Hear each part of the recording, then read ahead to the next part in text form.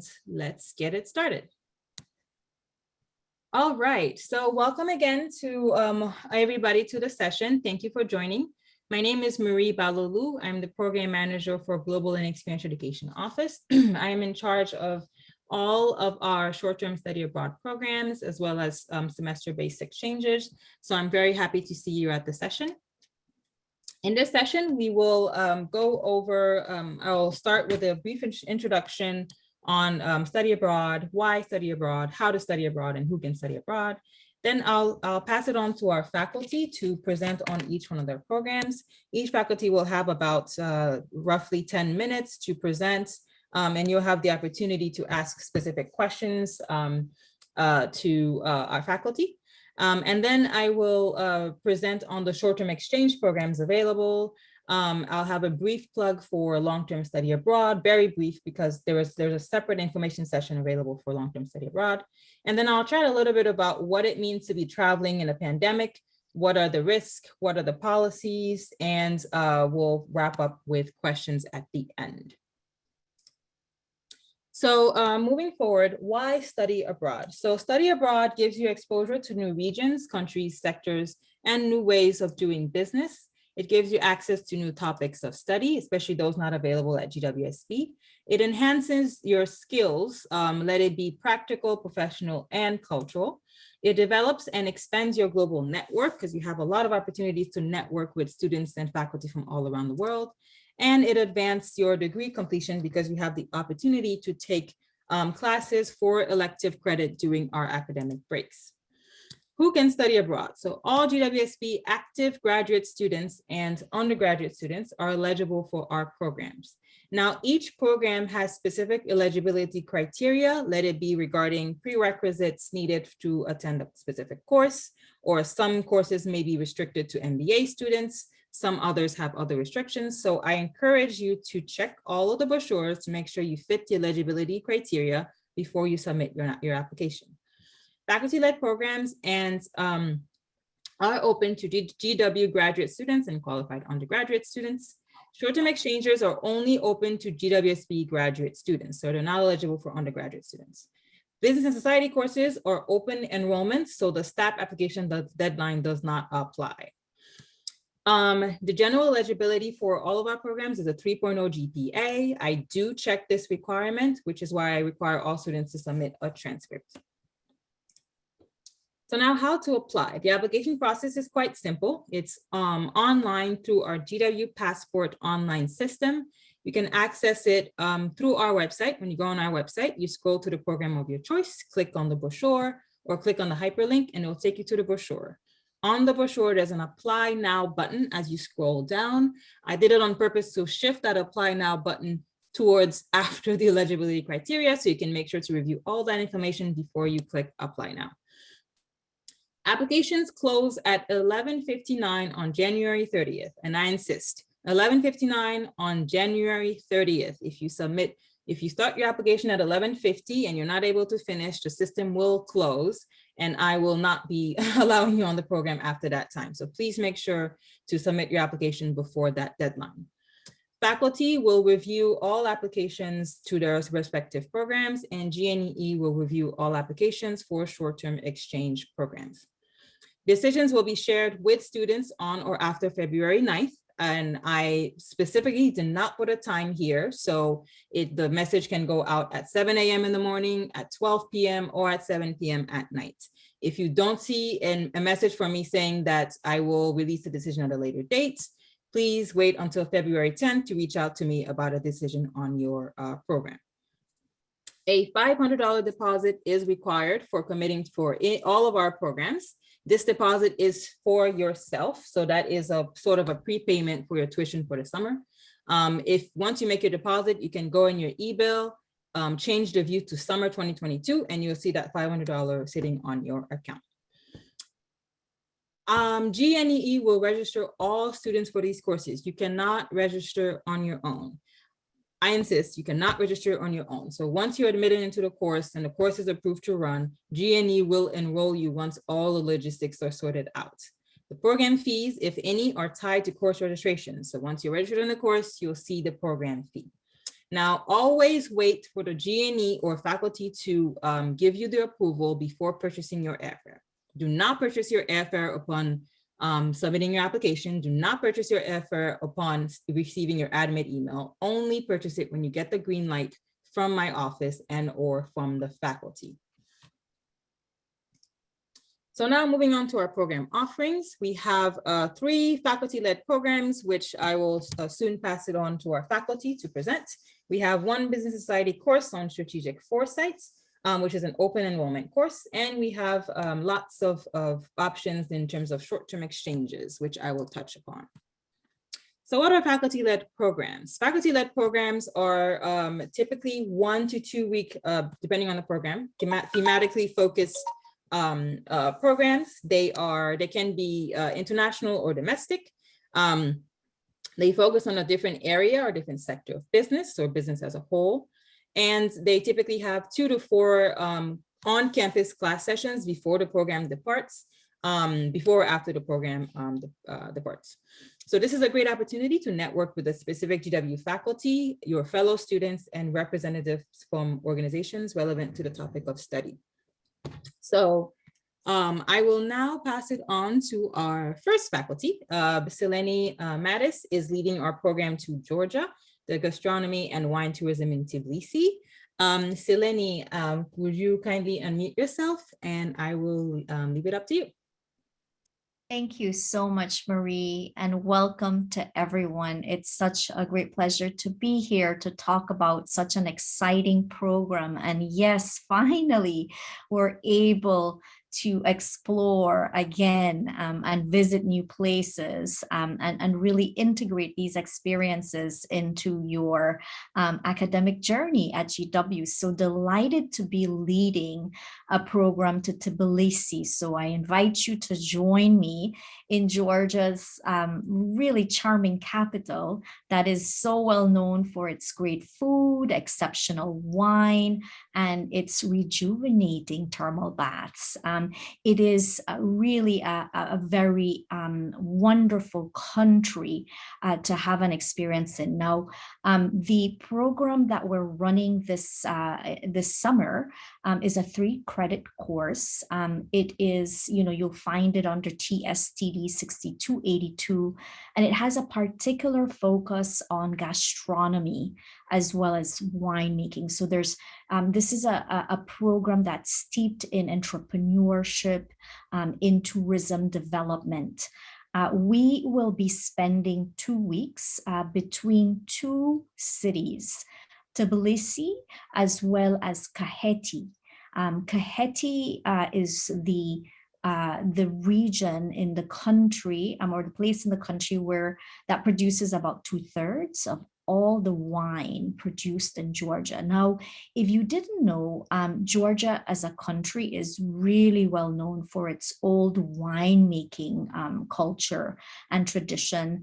It's really considered the birthplace of wine, the cradle of wine.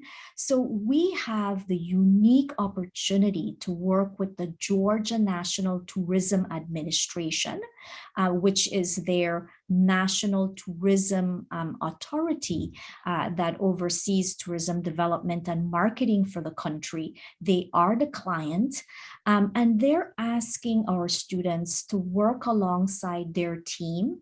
And you will also be joined by students from the Caucasus University there to do field work that would help them to understand what the current situation is in regards to wine tourism. So we'll be looking at the markets, for instance.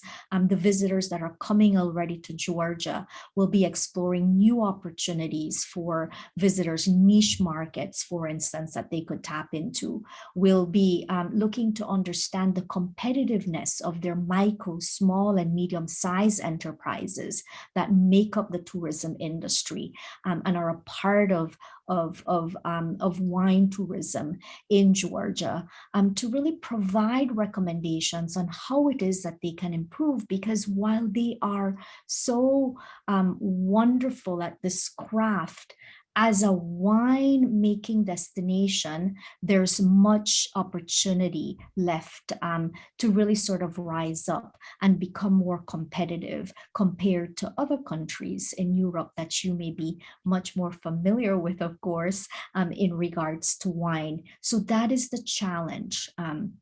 The challenge is that we work alongside local counterparts. So you'll have the opportunity, of course, to interact with students from the Caucasus University and form consulting teams that will go out and interview stakeholders in the field. A lot of our students come back, and we have a student that will be speaking shortly. His name is Matthew Ozuna, who joined us in Abruzzo, Italy in 2019 to talk about his experiences, how life-changing these connections can be, really applying everything that you're doing in the classroom to a real-life consulting experience. And so it is an enormous responsibility at the same time. This is real work that we're doing with partners.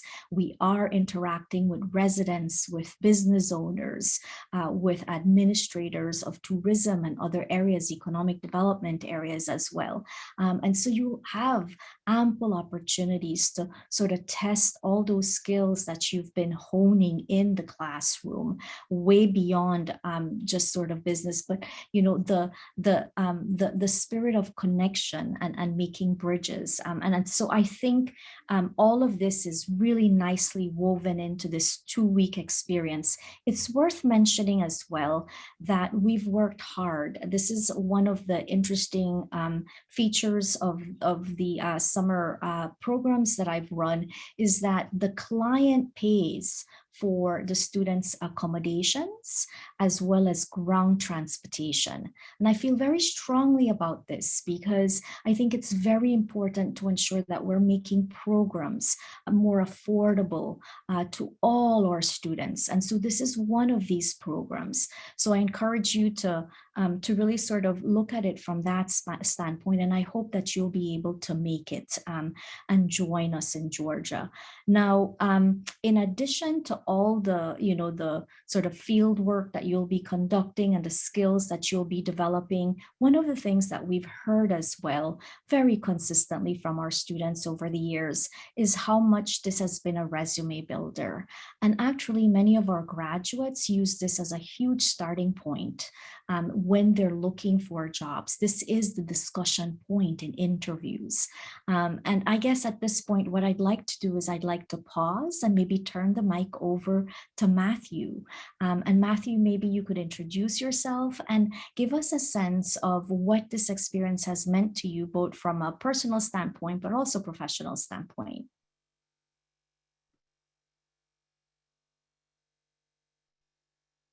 Sure. Thank you, Selene. Can everyone hear me okay? Excellent. Yes, I'm sorry I have to take this call outside, but good morning from Southern California. And like Selene said, this was a career builder for me. I'm actually talking about this experience in the job interviews that I'm in now. But looking back on it, it was one of the highlights of my graduate program and an amazing experience. So, but it was also a lot of work. So you also have to balance this amazing experience with not only working with your tourism clients in the field, but you're also working and learning from your fellow classmates and also the students that you're partnering with. So there's a lot going on, but it's so, the work is worth the reward. And it was an enriching experience for both, for me personally and professionally. Going into the program, I didn't think the consulting track, consulting work was for me, but there are a lot of benefits for it, especially if you love tourism and you love projects and you love kind of not only doing desktop research, but kind of getting in the field and really connecting with people. And that's kind of where I come in. And the work that I'm doing now with Selene and maybe my future is really working with other community stakeholders in the area, not so much just on marketing or sales, but actually kind of coming together with members of the community, tourism professionals, elected professionals, small business owners, and working on issues that affect the industry and kind of to make the community, that destination community, a better place, probably a more sustainable place.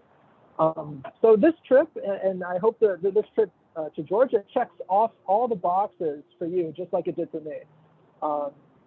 And so yes, I'm looking forward to more consulting trips and in my professional tenure. And I hope wish you all the best on this trip to Georgia. Is that good enough, Selene? Is there anything else I need to kind of stress?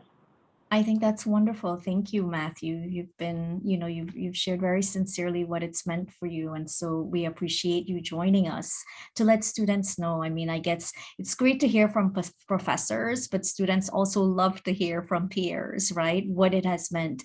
And this point about it being a lot of work, it is, it's very intense. We're in the field for 2 weeks working on multiple fronts. And I think this is another sort of huge opportunity for professional growth. It is, how do you manage, the challenge at hand, working on a personal level with your peers, but then also professionally on the challenge itself, the technical aspects of it. So it really sort of pushes you, but like Matthew said, it's very worthwhile. You come back a bit of a changed person. And so I hope that we will hear from you and your stories about being changed. Now, I would like to open up. I know we have, Marie said we had the opportunity to maybe do a few questions now and then more at the end. Marie, I think I'm coming in at less than 10 minutes. So please, you're in charge of the time. Tell us what we have or if we need to move on. And I just wrap it up very quickly if we do need to move on. Yeah, so we can have about a couple questions. So if any student want to unmute themselves and ask questions, and then you can ask more questions through the chat so that you can Selene can answer. How about that? Sounds wonderful. Don't be shy now. We're here to answer any questions. There's no too simple of a question. We're all ears and here to help you on your sort of decision-making process.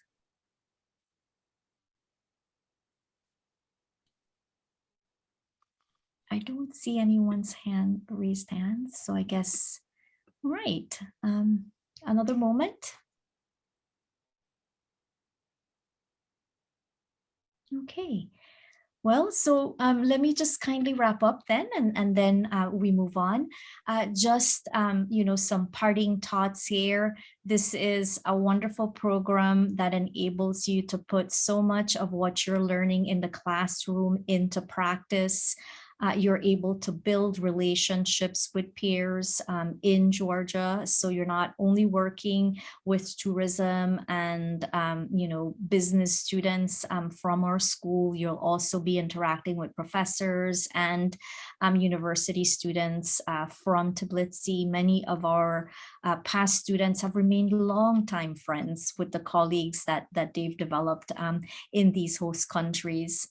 This is a program that is a very serious one. We are working on a real challenge, and this is something that's important to the country. We're working with their prime tourism agency and even USAID that's supporting the country with covering the costs of the students. So you'll see how this works, how development agencies help countries to develop critical industries like tourism and see how these relationships and partnerships evolve in the field. So lots of good time in the field conducting robust field work. And we're hoping that you'll take away lots of lifetime memories, and most importantly, really be able to show some differentiation in terms of what you can offer to your future employers and your career track. So thank you so much for your time, and I'll stay on as well. So if you have questions at the end, very happy to take those. Thanks again, and over to you, Marie. Thank you, Selene. Again, if you have any specific questions for Selene, feel free to put it in the chat box. The session technically ends at 3, but we'll stay on a little bit past 3. So if you have any questions, feel free, and sometime feel free to stay on. All right, so next program is our program to Turkey, led by Professor Abdullah Akuz. Professor, would you kindly unmute yourself and get started on your presentation? Thank you, Mary. Good afternoon, everybody. Can we have the next slide, Mary? Okay, before going over the program highlights, I would like to say a few words about my background, which led me to offer this program, actually. I spent most of my professional life in the financial sector and primarily in the securities markets. I worked as a regulator, as a market developer, and a board member at several financial companies. My team and I set up the first fixed income market in Turkey, and also the first organized repo market in the world, again in Turkey, in the 90s, a long time ago. Given all these, positions and the work I put during so many years, I have a huge network in the financial market in Turkey, in all segments of the financial system. And that's, of course, one of the reasons why I came up with this program focusing on financial services. The second reason why I wanted to offer such a program is the significance of the financial services for especially emerging markets. Of course, it's important for their growth and development, and especially for deficit countries. By that I mean countries that need foreign exchange badly. I'm not talking about countries like China, Taiwan, Korea, which are surplus countries.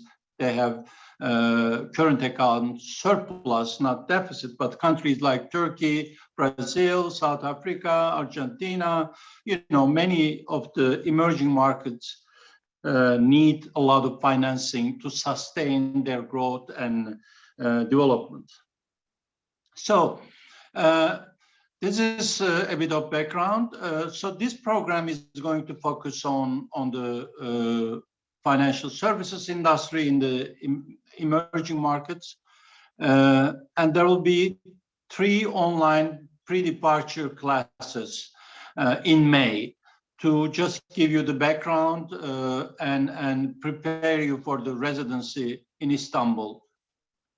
And there will be 3 project areas: investment banking, real estate finance, and financial inclusion. So each student will be assigned on one of these projects based on their preferences, and you will be expected to finalize your project reports by the conclusion of the residency.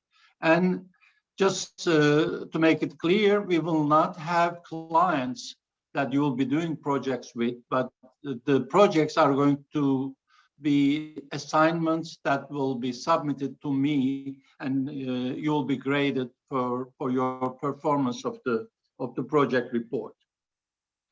The residency is going to take place in Istanbul, a beautiful, historical, very complex, but very interesting city that will impress you on many fronts, I'm sure. And we will have a day for a tour of the city, so that you will have a chance to visit many of the key historical sites. And we will have several site visits to financial institutions, regulators, and industry associations. I would say on average, we will have 3 meetings perhaps, maybe on some days 2, some days 4. So that these site visits will give you a lot of time to contact local professionals at every level, not only junior people, but also very senior people, market players, so that you can really learn a lot from these interactions with local professionals. I will also arrange some project-specific site visits, depending on the needs of the teams. You know, whenever you need any particular information or any contact with someone who is, you know, focused on your specific area, then maybe we will set aside a day for these kind of project-specific meetings. So the course overall is aimed at exposing you to the financial services sector in the emerging markets. And again, the significant role that it plays for the growth and development of these markets. So from that perspective, I believe that this course and the residency together, they would definitely contribute to your understanding of the financial services in the industry as a whole, as well as preparing you for a career, not only in the financial sector, but in any industry involving finance. Again, depending on your interest in any of the three project areas, then you will have an additional exposure to that particular segment of the financial system, with maybe some emphasis on the emerging markets. So I will stop here. If you have any Turkey-specific question, please go ahead. I believe we have some time. If not, I'll be staying on at the end of the session if you will come up with some questions later on. Thank you for listening to me. Thank you, Professor Hughes. So the floor is open for questions. I see Thomas, you've raised your hand. Please unmute yourself and go ahead and ask your question. Yeah, just a brief question. Hello, Professor. I'm an OMBA, online MBA student based in Luxembourg. I'm curious. So most of these programs, particularly overseas, are interesting because I'm much closer to them. But I'm curious how large your program is expected to be. How many students would you expect to have participating? Actually, as you might know, there's a minimum of, I believe, 14 students for these programs to go on. But my maximum is set to be 24, I believe, but I expect around 18 to 20 students. Very good. Thank you very much. And I do caps, you know, with the same amount of students, and, you know, it's manageable and everybody has enough, you know, individual time and attention to really focus on their particular areas of interest. So there shouldn't be any problem. Thank you. Thank you. All right, I see Abby raise your hand. Go ahead and introduce yourself.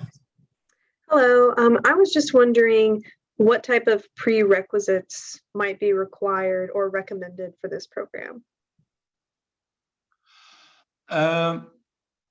Actually, you know, you're not really expected to have a huge background in finance. I mean, of course, some basic exposure to finance would be helpful, but not required, I would say. So, because the focus of this, the learning would most essentially come from the residency, from the practical learning that you will have on the ground, from professionals and from the project you will be doing. So I will give you, I think, enough background information during these pre-departure classes, and there will be, of course, a list of reading material that will also help you prepare for the residency and the program. So I don't think any specific background in finance is required for this residency. Great, thank you. You're welcome.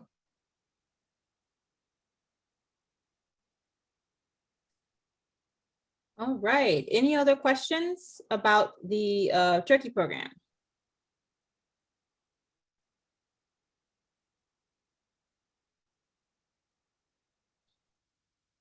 Okay, so if there's no more questions, again, you can put some questions in the chat box so that Professor Hughes can answer them, or you can also hang around at the end so we can answer more questions all together. So let's move on to our next program. We have our program to the United Kingdom that will be led by Professor Robert Weiner. So I will now pass it on to him to present on the business and the state in London. Thank you very much. Can people hear me okay? Yes, we can. Okay, all right, great. So thank you and welcome. So this is a program that has been running. It's the longest GWSB program. We've been running this program since 2001 to London. And it's unique in a number of different ways, which we'll come to on the next slide. The program is designed to talk about the relationship between business and the state, which has become sort of a hotter topic with the rise of state capitalism around the world, but also with the shadow of the pandemic. People talk about the health aspects of the pandemic, but the pandemic has led to a much larger role of the government in business worldwide. And that's the topic of our course, very broadly speaking. And because we're talking about the role of the government and business in the economy, you need to have some exposure to economics. Where you see the prerequisites, very often people have taken an economics course before they get to GW. These are just the courses that correspond to basic introductions to economics in the schools that this program draws from. The course is not a technical economics course, but when we go to our site visits, the people who we're talking to deal with economic issues. And unlike other business programs, we'll be dealing not just with business, but also with people from government. So we're very serious about business in the state, and we're dealing with economics and financial issues. So in order to really get something out of the program, you need to have just a basic intro to microeconomics or international trade, such as the examples that are given on the slide. We go abroad for 1 week, and we go during US Independence Day, which a lot of people can get off from work simply because it's a quieter week here at home. There's another reason to go during that time because unlike some other countries, like say Turkey or Georgia, the UK is nice and cool in the summer. And it's a good way to beat the heat. And the UK, which is known for rain, tends to be much sunnier and drier during the summer. The UK is also as far north as Anchorage. London is on the same latitude as Anchorage, so you have a very, very long day, and we make sure that we have some fun as well as work during the day. You see where it says 3 credits, 2 things. First is that this course is the only GWSB study abroad course that is cross-listed. It's cross-listed with the Trachtenberg School. And the idea is that if you're going to study business in the state, it makes sense for business students to work together and sit in the same place with people studying public management in the Trachtenberg School and the Elliott School, the 2 major schools of public management at the George Washington University. So we have people from both groups, and people can take it who are in the Trachtenberg School, take it as a public policy course. The second is the 3 credits, and we have a flexible credit system where it's possible to take a sister class at the same time. And Marie, if you could flip the slide. Yeah, so, okay, so the first is that there's a 6 credit option with a course on campus for the 10-week summer semester on Thursday evenings called Privatization, Nationalization, and Public-Private Partnerships for those who are interested in connecting the ideas in this course to their studies in GW master's programs, where we'll talk much more about things like public-private partnerships called P3 in the United States, US hot button topics such as infrastructure and healthcare, where public and private sectors have a broad interface. So that we're trying to put in this program a lot more intellectual content than you would have otherwise just in a 1 week or 2 week study abroad. In order to do that, we meet once a week on campus, and people can choose to do the 3-credit program with just going abroad. They can choose to do the 3-credit program just at home, or they can do both, depending on whether they want to integrate it with the rest of their learning. We have been going since the dean's, former Dean Fowler started this with Lord Sharman of the UK in 2001, and we have had over 250 alumni from GW master's programs go. So we kind of worked the bugs out of it. This is not really a consulting project. So we don't have clients. We have a project and a report, but it's up to each student group to decide what they want to work on. And although we're going to the UK, we're going because they have more experience with privatization and nationalization than any other country in the world. But we tend to get a lot of students who are interested in economic development. And if they want to work on a project related to, say, Eastern Europe, we can easily accommodate that. We usually go and visit the European Bank for Reconstruction and Development, which is a development bank that's located in London that deals with former Soviet countries and East European countries. The idea here is that we're going to learn about how another culture deals with problems that are similar to the ones that business faces at home, with the idea that we're going to try to bring back some ideas to deal with whatever people are working on in their careers or in their classes here. And so we deal with the types of sectors that are facing challenges here as well as the UK. So for example, we've had a number of people from both civilian and military DoD and the Coast Guard over the years, and we go to visit a British military base, MOD. The Ministry of Defense is the British equivalent of the DoD, only without the money. And so in the UK, getting the private sector involved in defense is sort of much more critical than it is in the United States, where we have a lot more money. So we're going to study a culture and an economy and politics that is not so different from the US, with the idea that if we go there, we can bring back more concepts and more ways of thinking about the world than if we went to a country that was very, very different from the United States.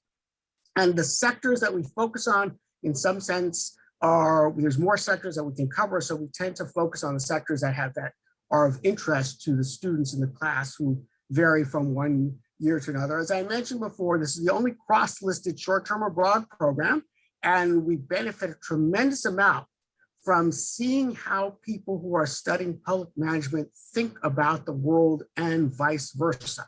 So the idea is, before you get into the rat race of going to a job or a career that involves dealing with the government, and it must be said that a lot of people who are in graduate programs at George Washington end up working in Washington, where government contracting in one form or another is a major employment. Before you go into that rat race, it might be nice to have a sort of a mouse race, where you can interact with people who are going to be on the other side of the table, sort of in a friendly, cooperative, and enjoyable environment, so you get a firsthand perspective on the public-private interface. So another thing that's different is, when we are in country, we're doing client visits and cultural visits. On the cultural visit side, it's very important to realize that the UK is not just London. And so we take trips outside of London, but we use those trips to combine some cultural tourism with speakers. So for example, we go to the MOD, the Ministry of Defense base, which is southwest of London. It is close to the ancient English capital of Winchester, where the table of the Knights of the Round Table is up on the wall of Medieval Hall. And we go and hear the story about the Knights of the Round Table and see the actual table. Of course, there is no real King Arthur, but the Knights of the Round Table that we see had an important propaganda purpose. It was created with King Arthur actually pictured as King Henry VIII. And it points to the idea that when you deal with public-private interface and you deal with going to university in GW in Washington, politics plays an important role in terms of all business decisions. We're all made in a political environment, and the technical courses that we teach at GW tend to play that down. In most business school courses, politics is barely mentioned. We not only mention politics, but each year we've gone inside the British equivalent of Congress, which is called Parliament, and we've gone inside the Parliament building and heard from members of the House of Lords and the House of Commons to get a political perspective on some of the technical issues, whether in healthcare or defense. We've heard about how the United States spends more on healthcare and has more elaborate healthcare policy than any other country in the world, and yet Americans live shorter than people, live less long than people in the UK, and they're sicker than people in the UK, and they have higher infant and pregnant mother mortality rates than the UK, even though the UK's health sector is the National Health Service entirely in the public sector. We hear a lot from our own politicians at home about how our system is best. And so it's good to get another perspective that has a very, very different role for the public sector and the private sector.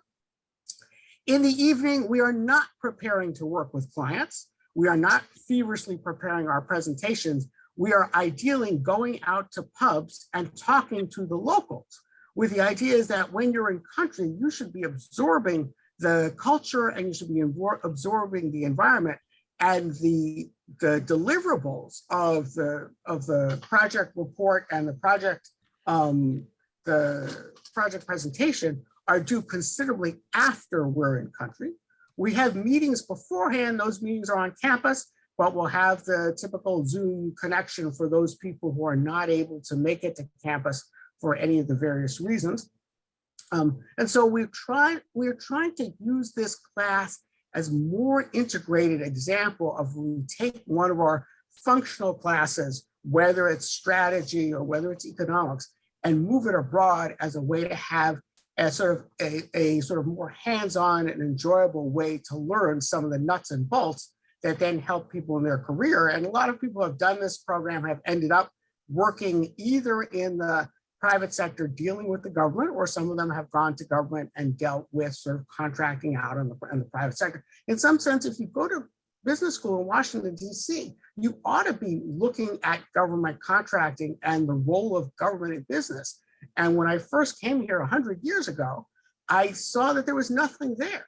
So I started this program with a professor in the Trachtenberg School, which at that time was part of the business school, with the idea that we would deal with public-private issues and roll the clock back 20 years ahead to where we are now.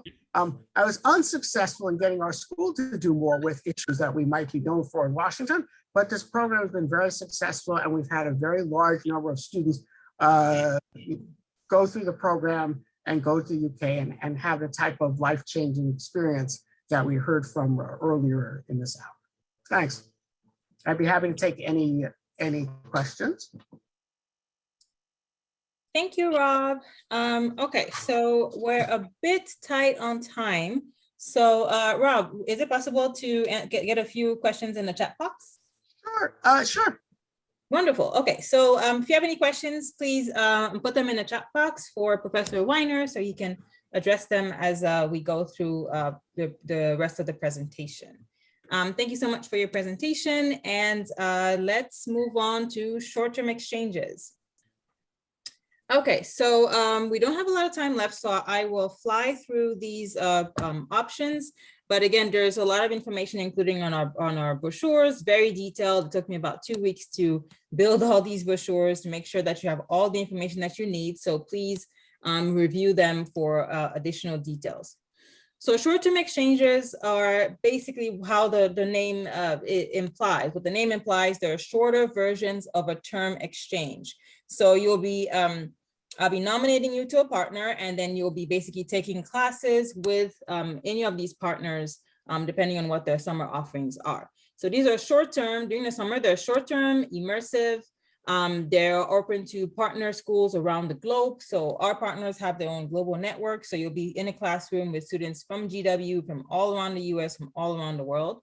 They're developed and run entirely by the partner university. So I just nominate you to these partners, and then they will take care of the enrollment process. And they're restricted to GWSB graduate students only. So our first program is to Denmark, the International Summer University Program. They have basically two types of courses that you can take. They have their short courses where you earn 3 credits, or they have their ordinary courses where you can earn 6 credits. Again, these function like a term exchange, so you decide how many credits you want to take while you're abroad. Ordinary courses are, here are the dates, June 7th to July 29th, with final exams August 1st to the 5th. And then the short courses dates are June 27th to July 14th. Last date to submit your home assignment is July 15th. So of course, there's orientation activities beforehand. So you have to make sure that you built in time to be in country when arrival is expected. Our next program is hosted by Audencia Business School in France. This is their business summer term. They offer module courses over the summer. The great thing about this program is that it is super flexible. You can take one of their modules, you can take 2, you can take all 8. Each module is worth about 2 GW credits, so you can combine them, or if you only need the 2 credits, you can take any of these modules. So when completing the application, you need to tell me which module you're applying for in your statement of purpose. So please specify which module or how many modules you want to apply for. And same thing for the CBS program, you need to tell me which of those options you want to apply for. Next program up is has been canceled. Actually, I just got the notification this morning from the partner that they have made the difficult decision to cancel their program. So unfortunately, this is no longer available. It has been removed from the website, and I've closed applications. So if you've applied for this program, you got an email from me this morning saying that this was canceled. Please consider an alternative option. Our next program is the Global Manager in Europe program, hosted by ESSEC Business School, also in France. This program is only open to MBA students. There's a limited number of spots available. So they're going to be prioritizing students with 2 to 3 years of work experience as potential candidates. This is a 3-credit experience. The overseas dates are June 20th to July 8th. With this specific program at ESSEC Business School, the partner will be giving you the final admission. So all you'll get to me is that, okay, you are admitted at the GWN, but you need to wait for the final confirmation from ESSEC that you've been admitted. So ESSEC, the final admissions results will be released mid-April. So that's when you will know if you're in this program or not. Next up, we have our intensive summer programs with our partner, Tel Aviv University in Israel. They are offering 2 programs as well. They have their regular short-term summer courses, which I'll call STC. And then they have a Doing Business in Israel DBI program that is restricted to MBA students only. So again, when completing your application in GW Passport, please specify in your statement of purpose which one of these options you're selecting. Only MBA students can apply for the DBI program. So the STC, again, regular exchange, you can take 2 to 6 credits, depending on how many courses you want to enroll in. The DBI is a 3-credit flat and has a program fee attached. Again, all of these details are included on the brochure. The overseas dates are here. And you can, depending on when is your availability, how much time you can take off of work. If you're working, you can select the program of your choice. Next program up is our program to Singapore, hosted by the ESSEC Business School Asia Pacific Campus. They are offering 2 tracks, the Corporate Finance and Global Manager in Asia track. Again, in your application, please tell me which track you're applying for. They're happening at the same time, June 27th to September 9th. This is a 6-credit program. You have to do the entire program, so from June 27th to September 9th. This is only open to online GWSB graduate students. The reason that is because the program ends September 9th, which is a week into the GW semester. So I cannot allow students who are taking classes in person to attend this program, because that means they'll be missing the first week of classes and I'll be in trouble. So this is only open to online students. And then last but not least, we have our virtual summer term exchange with Koç University in Turkey. This is actually hybrid program. So they'll have some students in person, but only the virtual option is available to GWSB students. You can earn about 2 to 3 credits depending on how many classes you're enrolled in. The virtual dates are from June 27th to August 14th. This program is currently under review. If it is hosted in person, or if the in-person option becomes available to students, I will notify everybody who applied. Otherwise, you can consider that only the virtual option will be available. All right, moving on to business and society courses. Business society courses are short-term condensed courses on the same level of our STAPs. They are focused around a sort of a business, how business is embedded in society. They seek to answer sort of, they pay particular attention to how business operates in political, social, and economic environments here in Washington, DC. So you really get to basically take advantage of all of the resources in DC. It combines site visits, speakers, and panel discussions. Our summer course for business and society is strategic foresight, will be taught by Professor Tomas Debas. It is a 3-credit course. This is the CRN. You will need that to enroll in the class. The STAP application deadline does not apply to business and society. I'll repeat it again. The STAP application deadline does not apply to business and society. When course registration for summer opens in March, you can grab the CRN and register on your own. These courses do tend to register to fill up pretty quickly, so I would highly recommend you signing up as soon as the system opens at 7 a.m. Some additional study abroad opportunities include long-term study abroad. If you're interested in, rather than a short-term exchange, you want a more immersive, you can apply for long-term study abroad in either the fall or the spring. Applications for fall 2022 are currently open, with deadline closing on March 15. I had a separate information session yesterday. The recording will be available tomorrow online and on all of the brochures if you're interested. Please email me at sbintl@gw.edu to set up an appointment. All right, so now moving on to what to expect when you travel in a COVID era. We're all living in a pandemic. You follow the news at the same time as we do. So you know that traveling does come with a high risk of contracting COVID.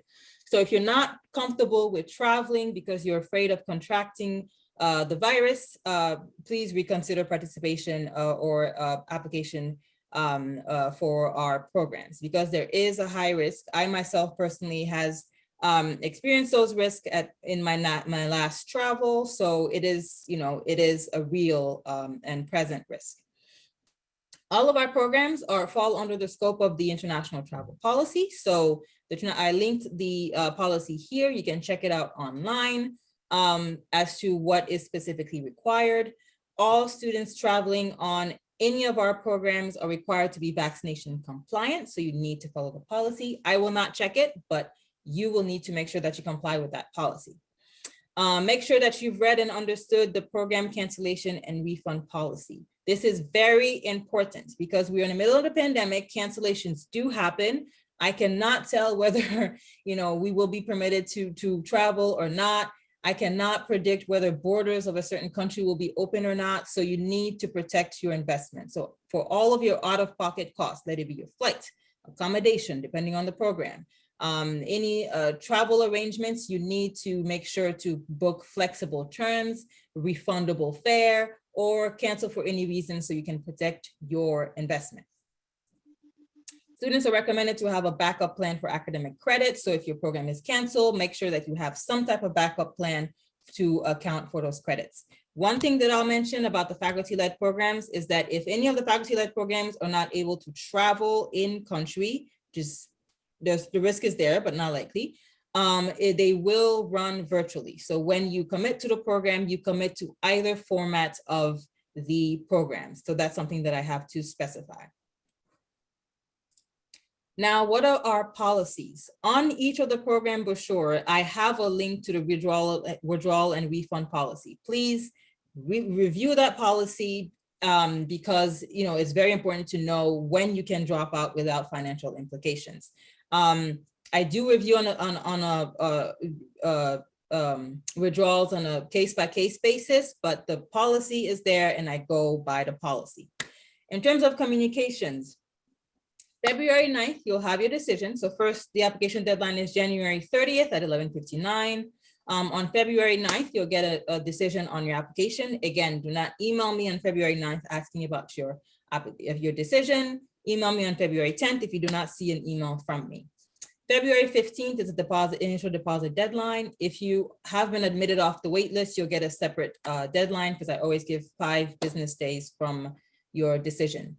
And then on February 16th, we'll get final program confirmations because all of our faculty-led programs require 14 students to deposit in order to run. So if we fall under that threshold, the program will be canceled. So on February 16th, we will let you know whether these programs are running or not. Our program commitment, you need to submit a deposit, a $500 deposit to yourself for the summer. I have very clear instructions in the admit email. Please read those instructions. Again, it takes me a lot of time to build all of these materials. Read the instructions. If you do not deposit properly and it does not show on my report, I will not know that you've deposited. So please follow the instructions. All faculty-led programs, our standard is to book double room accommodation, and we cannot alter the program fee. So if you want to book a single room for yourself, I will put you in touch with our travel vendor and you'll work out, but you will be charged for that extra, whatever that extra is to book a single room. But our standard is double room. The GeoBlue Travel Health Insurance is the university policy for insurance. All participants in study abroad will be enrolled for their program dates. GW passport items, all items must be submitted. Every checkbox needs to be checked. I will be checking those once admission decisions are out because GW has been very strict on it because of the COVID-19 pandemic. So all items need to be submitted before departure. Now, program fees. Short-term exchange do not have program fees. The only fee that is due to me is your GeoBlue Travel Health Insurance cost. And everything else is through the partner. So if the partner requires a fee, you'll be working directly with them how to pay that fee and what their cancellation and refund policies are. Faculty-led programs do have a program fee that will be billed through student accounts. So once you're registered in a class, you'll see on your bill a tuition charge for the 3 credits and your program fee, which covers accommodation, transportation, cultural events, and any related GeoBlue Travel Health Insurance and any related. So you'll be booking your airfare on your own. So now some final notes. I know we're a bit over time. Final notes, ensure that you're ready to travel. If you do not have a passport, you cannot travel without one. The passport process takes about 8 weeks. Now that I know they were backlogged during the pandemic, it can take more. If you want to participate in a summer program and do not have a passport, please start on that process now. Please understand your personal travel requirement. Depending on your nationality, you'll be required to get a visa depending on the destination. So you need to know what documents you need, what type of visa you'll need. And of course, if you need a support letter from my office, I'm more than happy to provide one for you. If you have any needs, any questions about any of these programs, any questions that are not on the brochures or on our website, feel free to email us, call us, or schedule an in-person meeting with me, and then I will be happy to answer your questions.